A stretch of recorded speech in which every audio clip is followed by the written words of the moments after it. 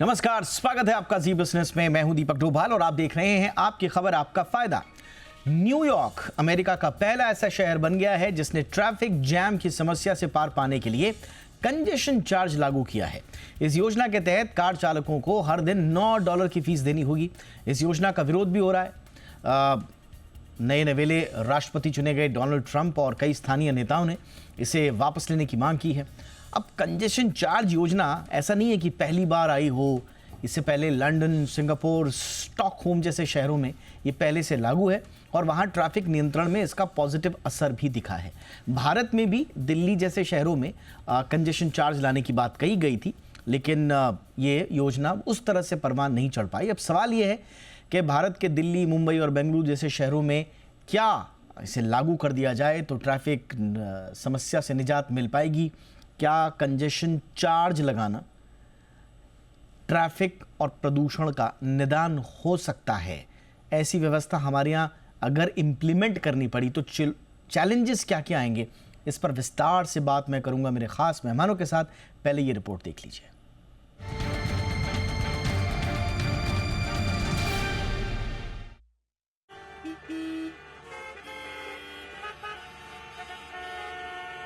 घंटों ट्रैफिक में समय बिताना भारत ही नहीं बल्कि पूरी दुनिया के कामकाजी लोगों की नियति बन चुका है। भारत जैसे देश में सर्दियों के वक्त तो ट्रैफिक जाम के साथ प्रदूषण का डबल अटैक किसी कहर से कम नहीं है। इसी बीच न्यूयॉर्क अमेरिका का पहला शहर बन गया है जिसने वाहनों के लिए कंजेशन चार्ज लागू किया है। इस योजना के तहत कार चालकों को प्रतिदिन $9 यानी लगभग ₹750 तक का शुल्क देना होगा, जबकि दूसरे वाहनों के लिए अलग अलग दरें तय की गई हैं। ये योजना रविवार रात से प्रभावी हो चुकी है। न्यूयॉर्क मेट्रोपॉलिटन ट्रांजिट अथॉरिटी के मुताबिक शहर में 400 लेन पर 1400 से अधिक कैमरे लगाए गए हैं जो वाहनों की पहचान करेंगे। ये चार्ज न्यूयॉर्क के सेंट्रल पार्क से दक्षिण तक के इलाकों में लागू होगा, जिसमें Empire State Building, Times Square और वॉल स्ट्रीट जैसे प्रमुख स्थान शामिल हैं। इस योजना का मुख्य उद्देश्य ट्रैफिक जाम कम करना और सार्वजनिक परिवहन के लिए धन जुटाना है। न्यूयॉर्क के अलावा ये कंजेशन चार्ज योजना लंदन, सिंगापुर और स्टॉकहोम जैसे शहरों में पहले से लागू है और वहां ट्रैफिक नियंत्रण में इसका सकारात्मक असर देखा गया। हालांकि इस योजना का विरोध भी हो रहा है। राष्ट्रपति डोनाल्ड ट्रंप और कई स्थानीय नेताओं ने इसे वापस लेने की मांग की है। कई स्थानीय लोग इसे बेवकूफी भरा कदम बताते हुए कड़ी आलोचना कर रहे हैं, तो दूसरी ओर कुछ निवासी इस पहल का समर्थन भी कर रहे हैं। अब बड़ा सवाल यह है कि क्या भारत के मुंबई, दिल्ली और बेंगलुरु जैसे शहरों में भी ऐसा कुछ हो सकता है? ये सवाल इसलिए क्योंकि मुंबई, बेंगलुरु और दिल्ली जैसे शहरों में ट्रैफिक जैम रोजमर्रा की समस्या है। सुबह शाम की भीड़ में गाड़ियां रेंगती रहती हैं और लोग अपने कीमती समय का बड़ा हिस्सा सड़कों और ट्रैफिक लाइट्स पर बर्बाद कर देते हैं। दिल्ली में तो ये समस्या प्रदूषण के साथ और भी गंभीर हो जाती है। अगर इन शहरों में कंजेशन चार्ज जैसा कोई कदम उठाया जाए तो शायद ट्रैफिक का दबाव कम किया जा सकता है। लेकिन सवाल यह है कि क्या हमारे पास इसके लिए जरूरी बुनियादी ढांचा है? न्यूयॉर्क जैसे शहरों में सार्वजनिक परिवहन पहले से काफी मजबूत है, लेकिन भारत के इन बड़े शहरों में हालात उतने अनुकूल नहीं है। मेट्रो और बस सेवाओं में भी अभी भी भीड़ और कनेक्टिविटी की समस्याएं हैं। अगर लोग अपनी गाड़ियां छोड़कर पब्लिक ट्रांसपोर्ट का इस्तेमाल करते हैं तो उन्हें विकल्प मजबूत चाहिए। दूसरी चुनौती है कि क्या भारतीय सरकारी सिस्टम इसे सही तरीके से लागू कर पाएगा। कंजेशन चार्ज से जुड़े सिस्टम, कैमरे और शुल्क वसूली की प्रक्रिया को भ्रष्टाचार और जटिलताओं से बचाना जरूरी होगा। भारत के शहरों में ट्रैफिक की समस्या किसी एक दिन में हल नहीं होगी, लेकिन जानकार मानते हैं कि कंजेशन चार्ज जैसे कदमों का विचार करना जरूरी है। इसलिए इसे लागू करने से पहले ये सुनिश्चित करना होगा कि पब्लिक ट्रांसपोर्ट ऐसा हो जिस पर लोग भरोसा कर सकें, वरना ये कदम सुधार से ज्यादा कई नई समस्याएं पैदा कर सकता है। फिलहाल तो हमें देखना होगा कि न्यूयॉर्क में ये नई योजना कितनी सफल होती है और ट्रैफिक जाम की समस्या पर इसका कितना असर पड़ता है। शायद वहां की नजीर से भारत के लिए कोई राह खुले। ब्यूरो रिपोर्ट, जी मीडिया। बहुत ही खास मेहमान इस वक्त हमारे साथ जुड़ चुके हैं। स्वागत करते हैं वैभव डांगे साहब का, जो कि जाने माने पब्लिक पॉलिसी एक्सपर्ट हैं। गुड इवनिंग सर, बहुत बहुत स्वागत है आपका।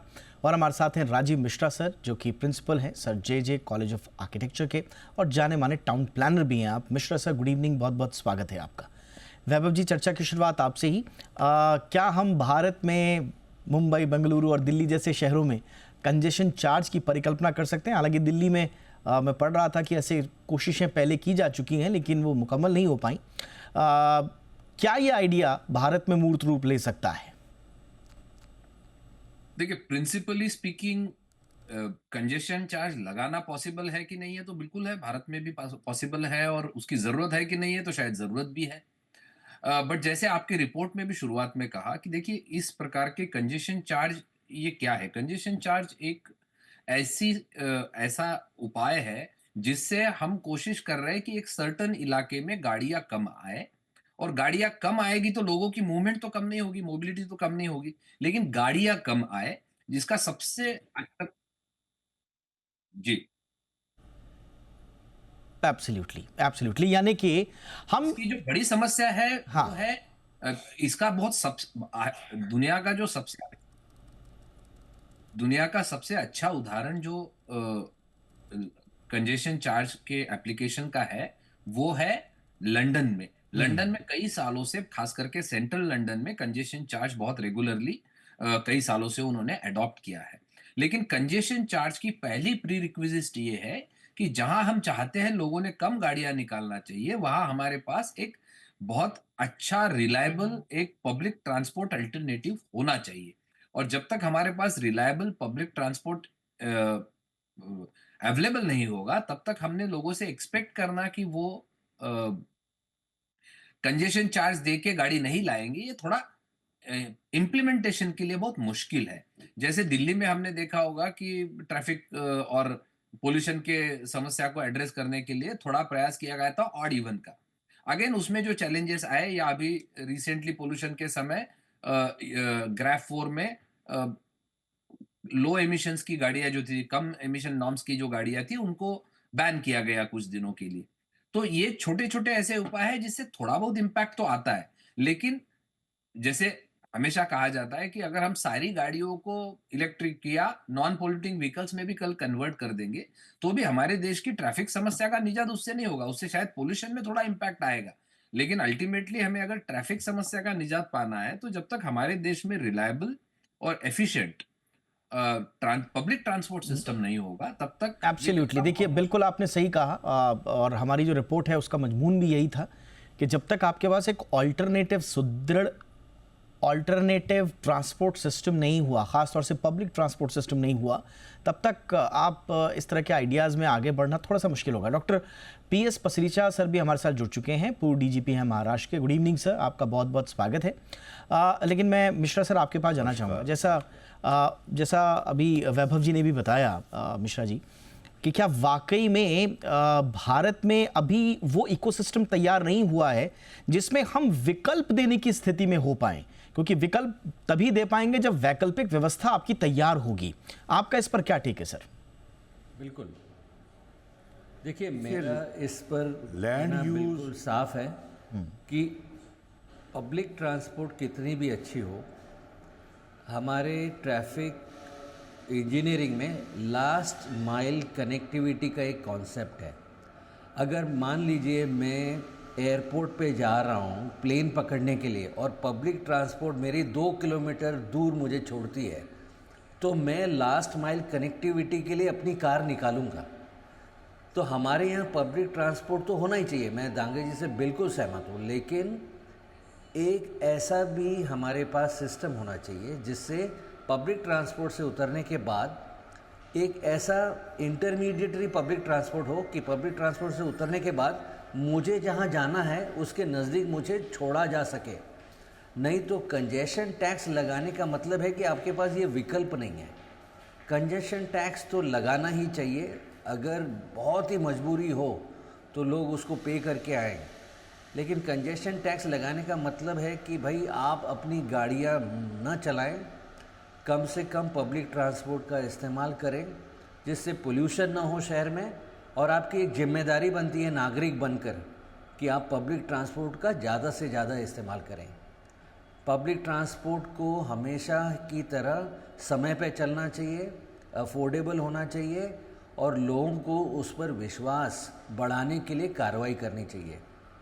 लोग कहते हैं कि इलेक्ट्रिकल व्हीकल बढ़ाने के लिए गवर्नमेंट ने कोई पॉलिसी बनानी चाहिए जिससे ज़्यादा से ज़्यादा लोग इलेक्ट्रिक व्हीकल खरीदें, लेकिन वो भी कोई ठीक नहीं है। मैनहट्टन जैसे शहर में, बम्बई जैसे शहर में, सिटी सेंटर में ज़्यादा व्हीकल लाना ये कोई अक्लमंदी की बात हो ही नहीं सकती। इसलिए ऐसा पब्लिक ट्रांसपोर्ट हो जिसमें लास्ट माइल कनेक्टिविटी की सुविधा हो, तो लोग उसका इस्तेमाल करना उचित समझेंगे।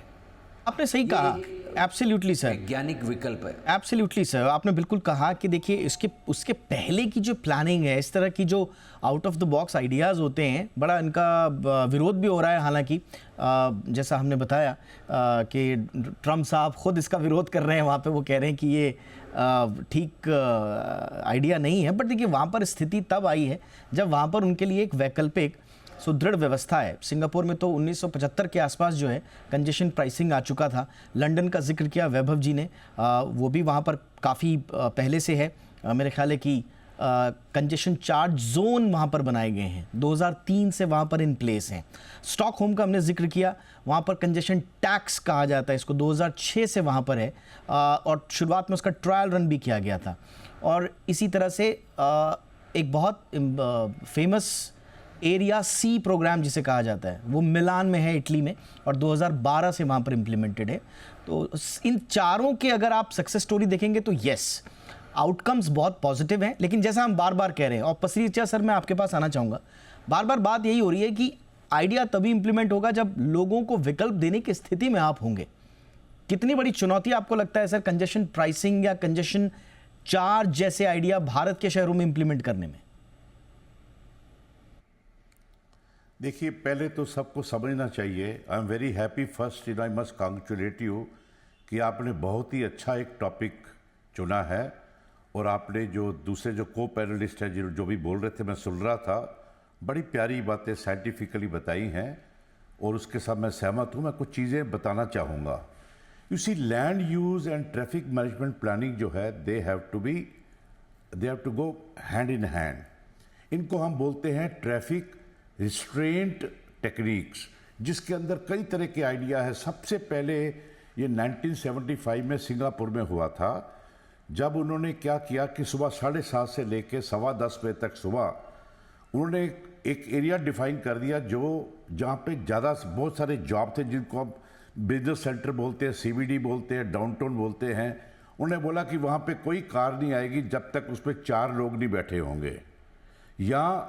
और उन्होंने क्या किया कि उससे क्या हुआ कि जो 4 नहीं होंगे तो उनको $10 देने पड़ते थे per day, which was a pretty high amount. तो लोगों ने क्या किया, कईयों ने 7:30 से पहले जाना शुरू कर दिया, कईयों ने 10:15 के बाद जाना शुरू कर दिया, कई लोग आपस में इकट्ठे कार पूलिंग करके 4-4 लोग जाना शुरू कर दिया, कईयों ने पब्लिक ट्रांसपोर्ट पे जाना शुरू कर दिया, कईयों ने बोला यार ज़रूरत नहीं है जाने की, चलो अपना टेली कम्युनिकेशन है हमारे पास, अपना फ़ोन वोन पे सब बातें करके मोस्ट चीज़ें करनी शुरू कर दी। तो दैट वे दे सक्सीडेड कि अबाउट 32% ट्रैफिक उनका एकदम कम हो गया। लेकिन जैसा कि अभी आप बात बड़ी अच्छी कर रहे थे, ये सब चीज़ों के लिए जो प्री रेक्विजिट्स हैं वो है गुड पब्लिक ट्रांसपोर्ट। अगर पब्लिक ट्रांसपोर्ट की आपने अल्टरनेटिव नहीं दिया तो आप जिस तरह के मर्जी प्लान बनाते जाइए वो सक्सेसफुल नहीं होने चाहिए होंगे।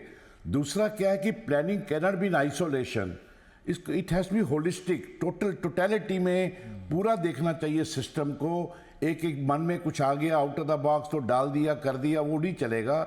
अब जैसे इन्होंने अपना हांगकांग में 83 में इन्होंने एक नया प्लान शुरू किया था जिसको बोलते हैं कंजेशन प्राइसिंग। उन्होंने हर कार के नीचे इलेक्ट्रॉनिक ट्रांसपोर्टर लगा दिए थे और सेंसर लगे हुए थे इन द बिजनेस डिस्ट्रिक्ट। जो ही कार एंटर करती थी तो उसके हिसाब से उसका जो ट्रांसपोर्टर था वो एक्टिवेट हो जाता था। जैसे आपने अगर 40 वाट का बल्ब लगाया है तो उसकी स्पीड अलग रहेगी, 100 का अलग है, एसी है तो उसकी फास्ट होगी। तो जैसे जैसे कार अंदर डीपर एरिया में जाती थी, मोर कंजेशन पॉकेट में जाती थी, तो उसका जो कंजेशन का जो रेट था वो भी हाई हो जाता था। लेकिन उसको उनको बंद करना पड़ा in the name of democracy, क्योंकि कई लोगों को जो प्राइवेसी थी उसके ऊपर उन्होंने लिया कि मेरे पता लग रहा है कि मैं कहाँ गया हूँ, कितने बजे गया हूँ। इन लाइटर वेन्स कई लोगों के डिवोर्स भी हो गए।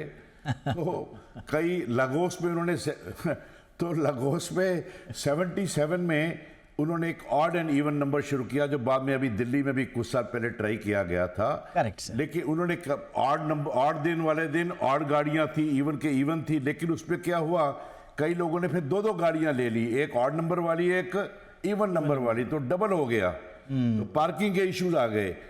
तो इस तरह के कई एक्सपेरिमेंट किए गए हैं, जैसे लंदन में। Completely agree. और आपने जैसे बताया कि बहुत सारी लेयर्स हैं इसमें, और भारत जैसे देश में तो आपको जो सर बता रहे हैं वो तो टेक्नोलॉजिकल इंफ्रास्ट्रक्चर की बात कर रहे हो। हांगकांग जैसे शहरों में, हमारे यहाँ तो टेक्नोलॉजिकल इंफ्रास्ट्रक्चर छोड़ दीजिए, अभी जो नॉर्मल जो इंफ्रास्ट्रक्चर है उसकी कमी है, तो ये तो बहुत दूर की कौड़ी हमारे लिए। लेकिन उसके अलावा एक बड़ा एस्पेक्ट हमारे यहाँ इकोनॉमिक बर्डन का भी होगा। आप कैसे लोअर इनकम ग्रुप्स पे आप, ऐसा तो नहीं होगा कि अब $10 है, 750-800 रुपये अमेरिका में है।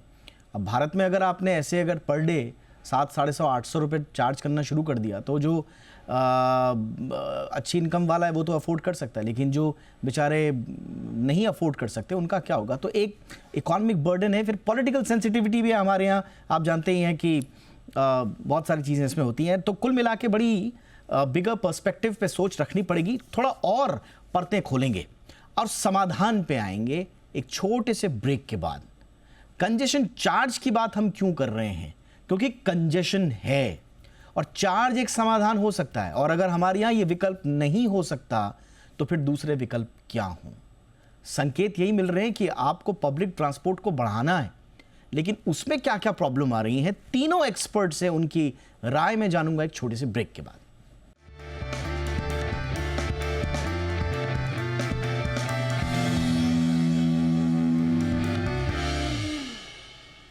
ब्रेक के बाद आपका स्वागत है। तो ट्रैफिक जैम का समाधान क्या कंजेशन चार्ज हो सकता है? इसलिए हम बात कर रहे हैं क्योंकि हाल ही में न्यूयॉर्क अमेरिका का पहला ऐसा शहर बन चुका है जहां पर कंजेशन चार्ज की व्यवस्था लागू कर दी गई है। इसी पर आज हम इस पूरे मामले के मर्मज्ञ और जानकार डोमेन एक्सपर्ट्स जो चोटी के हैं देश के, उनसे चर्चा कर रहे हैं। डांगी साहब, आपके पास मैं आना चाहूँगा। आपका अपना अनुभव भी इस विषय में बहुत गहरा है और आपने सरकारों को भी वक्त वक्त पर अपनी महत्वपूर्ण सलाहें दी हैं। बुनियादी सवाल फिर से मैं वही लौट कर आऊँगा क्योंकि बात सारी अटक कर रह गई है पब्लिक ट्रांसपोर्ट। ये पब्लिक ट्रांसपोर्ट भारत में इनोवेटिव तरीके से क्या हम ठीक कर सकते हैं, और अगर कर सकते हैं तो कैसे? उसकी शुरुआत क्या हो बुनियादी? देखिए, दो बातें हैं। एक है कि पब्लिक ट्रांसपोर्ट को एफिशिएंट और रिलायबल इंफ्रास्ट्रक्चर उसका बिल्ड करना। जैसे दिल्ली का बड़ा अच्छा उदाहरण है, मेट्रो की आज लेंथ दिल्ली की 300-400 किलोमीटर हो गई है, उसका एक इम्पैक्ट दिल्ली में दिखता है। या मुंबई में तो बहुत पुरानी रेल व्यवस्था थी जिसके कारण बहुत एफिशिएंटली लोग उसको यूज करते थे, और जिसके कारण इतने दिनों तक जो मुंबई काम कर पा रहा है वो उस पब्लिक ट्रांसपोर्ट के कारण कर पा रहा है। दूसरा एस्पेक्ट है उसके गवर्नेंस मॉडल का। मुझे लगता है उसको थोड़ा अधिक व्यापकता से देखने की आवश्यकता है। जैसे मेरे दोनों सीनियर को पैनलिस्ट ने कहा, प्रोफेसर मिश्रा ने या पचरीचा साहब ने जो कहा, हमारे प्लानिंग स्टेज पे ट्रांसपोर्ट का इंटीग्रेटेड प्लानिंग हमारे यहाँ अभी भी हो नहीं रहा है। सिटीज की डेवलपमेंट जो हो रही है उसका जो इंटीग्रेटेड प्लानिंग आवश्यकता है उसके ट्रांसपोर्ट की, वो हो नहीं रहा है। मैं एक उदाहरण आप लोगों के साथ शेयर करना चाहूंगा। इसका एक बहुत अच्छा मॉडल लंदन में उन्होंने डेवलप किया। लंदन की ट्रैफिक की और कंजेशन की बहुत समस्या थी, और उन्होंने लगभग 20-25 साल पहले ट्रांसपोर्ट फॉर लंदन करके एक अथॉरिटी बनाई, जिस अथॉरिटी के अंतर्गत सारा ट्रांसपोर्ट को उन्होंने इंटीग्रेट किया, उसको मल्टी मॉडल ट्रांसपोर्ट को उन्होंने इंटीग्रेट किया, और सारी ट्रांसपोर्ट की जिम्मेदारी उस ट्रांसपोर्ट फॉर लंदन अथॉरिटी को दी, जिसके चेयरमैन मेयर को बनाया गया। पार्लियामेंट में एक्ट पास करके जो भी रेवेन्यू ट्रांसपोर्ट के माध्यम से सरकार के पास आता है, चाहे वो चालान के माध्यम से आए, चाहे वो कंजेशन चार्ज के माध्यम से आए, चाहे टिकटिंग के माध्यम से आए, चाहे ट्रैफिक नियमों के माध्यम से आए, वो सारा रेवेन्यू, वो सारा पैसा by act of parliament transport for London के पास जाता था। And transport for London is responsible to create a very efficient transport, public transport and reliable public transport system. और फिर ट्रांसपोर्ट फॉर लंदन ने पूरे लंदन की मैपिंग करके पब्लिक ट्रांसपोर्ट का मॉडल बनाया, जिसमें उन्होंने मेट्रो, अंडरग्राउंड, वहां कहते हैं ट्यूब कहते हैं, उसका भी उपयोग किया, बसेस का भी उपयोग किया, वहां कई जगह बोट के माध्यम से भी वाटर टैक्सीज की सर्विसेज है, उसका भी उपयोग किया, इंटरसिटी बसेस का भी प्लानिंग किया। ऐसे हर प्रकार के मल्टी मॉडल ट्रांसपोर्ट को उन्होंने अडॉप्ट किया। और जो एक बात प्रोफेसर मिश्रा ने कही थी वो बहुत इंपॉर्टेंट है, उन्होंने ये प्लान करते समय लास्ट माइल कनेक्टिविटी पे बहुत ध्यान दिया जी। और उन्होंने अपना एक विजन बनाया कि हमें 500 मीटर के अंदर किसी भी सिटीजन के रेजिडेंट के 500 मीटर के अंदर उसके रेजिडेंस के 500 मीटर के अंदर हमें उसको पब्लिक ट्रांसपोर्ट उपलब्ध करानी है। उपलब्ध कराना होगा। ट्रांसपोर्ट उपलब्ध कराने का मतलब ये नहीं है कि वो 500 मीटर पे उसको मेट्रो मिलेगी, हाँ। उसको कहीं बस मिल सकती है, कहीं ऑटो मिल सकता है। एब्सोल्युटली सर, मेरे पास वक्त की कमी है इसलिए मैं संक्षेप में जा रहा हूं सबके पास। प्रोफेसर मिश्रा सर, जो डांगे साहब ने बहुत इंपॉर्टेंट बात बोली, लेकिन ये बात नए शहरों में तो हम लागू कर सकते हैं कि जो नई व्यवस्था आएंगी, हम स्मार्ट सिटीज की बात कर रहे हैं, फ्यूचर सिटीज की बात कर रहे हैं, बट जो एग्जिस्टिंग हाई पॉपुलेशन डेंसिटी वाले इलाके हैं वहां पर कैसे होगा? हाँ, वहाँ पर सर मैं बताऊं, जैसे ट्रैफिक मैनेजमेंट प्लान होता है वैसे ही रीडेवलपमेंट प्लान इन सिटीज़ भी होता है। जब आप रीडेवलपमेंट करें तो लोगों को ट्रांसफ़र ऑफ डेवलपमेंट राइट्स ऐसी नई सुविधाएं दें जिसकी वजह से शहर की डेंसिटी उस क्षेत्र में जहाँ पे ट्रैफिक कंजेशन बढ़ सकती है वो डेंसिटी ना बढ़ाएं, उसकी कुछ पॉलिसी बनाएं जिसकी वजह से ट्रैफिक कंजेशन होने की संभावना ही ना हो। अगर आपको इंसेंटिव दिया जाता है कि अगर आपके पास 100 स्क्वायर मीटर की प्रॉपर्टी इधर है और ट्रैफिक कंजेशन कम करने के लिए हम आपको 300 स्क्वायर मीटर की प्रॉपर्टी शहर में दूसरे इलाके में देते हैं, तो लोग उसको तुरंत ले लेंगे और ट्रैफिक कंजेशन अपने आप कम हो जाएगा। ऐसा करना this is brilliant idea sir, लेकिन this is brilliant idea. I am sorry sir, मेरे पास वक्त की कमी, लेकिन आपने बहुत इंपॉर्टेंट बात बोला और लब्बू लुबाब इससे ही निकल रहा है कि पीनलाइज करने से बढ़िया है आप इंसेंटिवाइज कीजिए, आप लोगों को एनकरेज कीजिए, शायद तब बात बने। Absolutely sir. डॉक्टर पसरीचा, आपकी इस पर क्या राय है सर? बिल्कुल बिल्कुल ऐसा ही होना चाहिए, जिसको हम इवन लंदन में 1971 में 8.2 मिलियन पॉपुलेशन थी, तो उन्होंने सैटेलाइट सिटीज क्रिएट कर दिए, शुरू कर दिए little away from the main greater London. तो बीच में उन्होंने ग्रीन लंग्स कर दिए, ग्रीन स्पेसेस बना दिए और ऐसे इंसेंटिव दे के with in 10 year they brought down the population 82 lakh से वो 67 पे आ गए थे। तो इस तरह की चीज़ें होनी चाहिए, लेकिन जो सैटेलाइट सिटीज़ हैं उसमें 2 कंडीशन है। Number 1, they should be self contained, सारी जो फैसिलिटी मैनेजमेंट एजुकेशन कल्चरल सब चीज़ें उधर फाइनेंशियल सब इकट्ठे होने चाहिए और सैटेलाइट सिटी के बीच में काफ़ी ग्रीन स्पेसेस होने चाहिए। अदरवाइज कंटिन्यूटी रही जैसे एनसीआर है, it has become too huge, Mumbai region has become too huge, you can't make out कहाँ गुड़गांव शुरू हो रहा है, कहाँ नोएडा है, कहाँ किधर है। That is very very dangerous. Absolutely sir. So population density के आपको उपाय करने पड़ेंगे। विस्तार शहरों का जो हो रहा है उसमें आप एक वैकल्पिक व्यवस्था की बात कर सकते हैं जिसमें इंसेंटिवाइज करने की बात कही गई है, और जो इंपॉर्टेंट बात तीनों मेहमानों ने कही है वो है हमारी लास्ट माइल कनेक्टिविटी। इन सब चीज़ों पर अगर आपने काम कर दिया तो शायद आपको चार्ज लगाने की आवश्यकता ना पड़े, आपके पास वैसे ही वैकल्पिक व्यवस्थाएं तैयार हो जाएं। बट उम्मीद करते हैं कि कंजेशन और ट्रैफिक और उसकी वजह से जो पोल्यूशन हो रहा है इस पर कुछ ना कुछ इनोवेटिव हम भविष्य में देखें, इसी उम्मीद के साथ thank you so much doctor Pasricha, वक्त निकाला सर आपने, thank you so much sir. Vaibhav Dange साहब, बहुत बहुत शुक्रिया सर आपका। Professor Rajiv Mishra sir, thank you so much sir वक्त निकालने के लिए। आपकी खबर आपका फायदा में इतना ही, इजाजत दीजिए, नमस्कार।